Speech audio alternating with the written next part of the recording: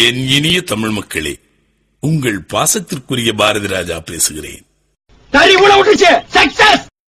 18 வயசுக்கு இளவலுவங்க, இதயம் பலவீனமானவங்க, pregnant ladies இந்த ஃபைட்டை பார்க்காதீங்க.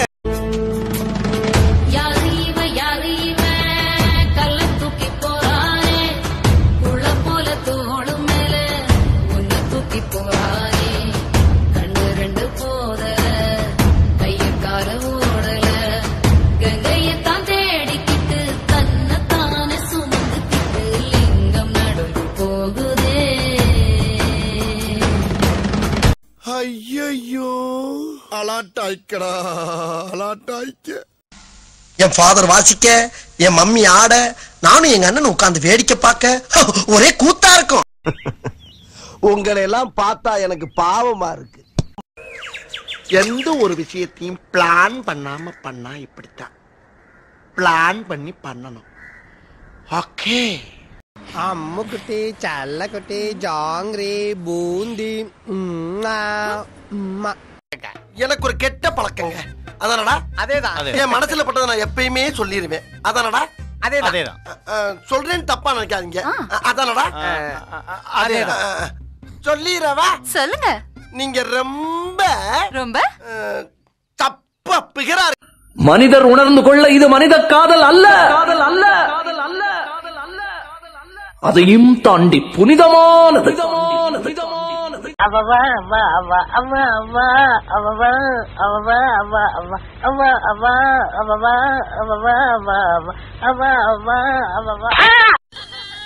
கவலைப்படாத வடிவேலு, நாங்க கொடுத்து வச்சது அவ்வளவுதான். உன் பொண்டாட்டி உனக்கு மட்டுமா பொண்டாட்டியா இருந்தா? எனக்கும் தான் பொண்டாட்டியா இருந்தா. ஏன் இந்த ஊருக்கே பொண்டாட்டியா இருந்தா? நாங்கெல்லாம் கருணையோட பார்த்தா கற்பூரம் எரியும், கொடூரமா பார்த்தோம்னா குடிசை எரியும்டா. கொடூரமா பார்த்தா குடிசை. ஐயோ ராமா, என்ன ஏன் இந்த மாதிரி கரிசன பசங்களோட எல்லாம் கூட்டி சேர வைக்கிற?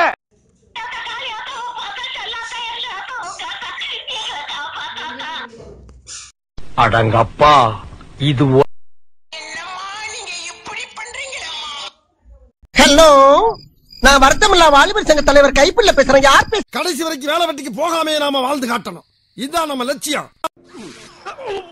பண்ணி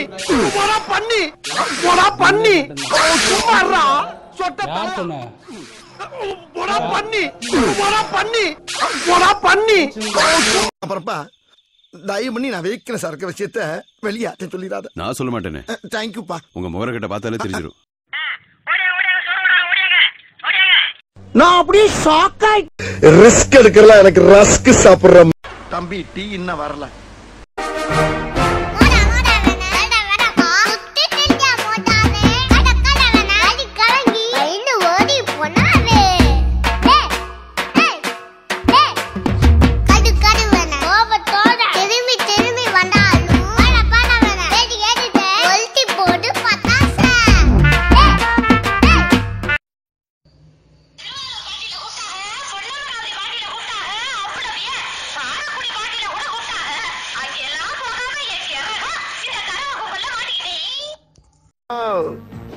நான் சாதாரண ரவுடி இல்ல, மிகப்பெரிய ரவுடின்னு காட்டுறதுக்காகத்தான் வாண்டடா வண்டியில ஏறி வந்தேன். 1 கோடி ரூபாய் கொடுத்தாலும் 6 மணிக்கு மேல எந்த வேலையும் செய்ய மாட்டேன்னு உனக்கு தெரியுமில்ல?